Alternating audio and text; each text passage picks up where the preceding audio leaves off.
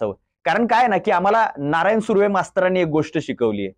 ते असं म्हणाले होते, की झूट बोलून आयुष्य कुणालाही सजवता येतं. ते आम्हालाही आमंत्रणं तशी आली. नाही असं नाही. पण काय आहे ना, अशा बेईमान उजेडात एक वात जपून नेताना विसता स्वतःला सावरलंच नाही असंही नाही. अशी इमानं विकत घेणारी दुकानं पाड्या-पाड्यावर. काय आहे ना, इमान असतात.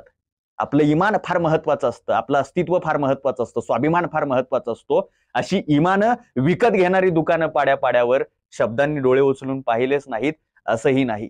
अशी इमान आहे ना, त्यांची दुकानं पाड्या-पाड्यावर असतात आणि त्यांचा एक हंगाम असतो. आता तो हंगाम जवळ आलाय.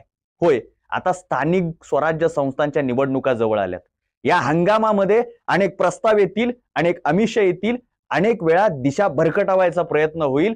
पण तरुणांनो सावधान, ही नेत्यांच्या उमेदीची वर्ष आहेत, पण त्याच्याही पेक्षा महत्वाची ही तुमच्या उमेदीची वर्ष आहेत.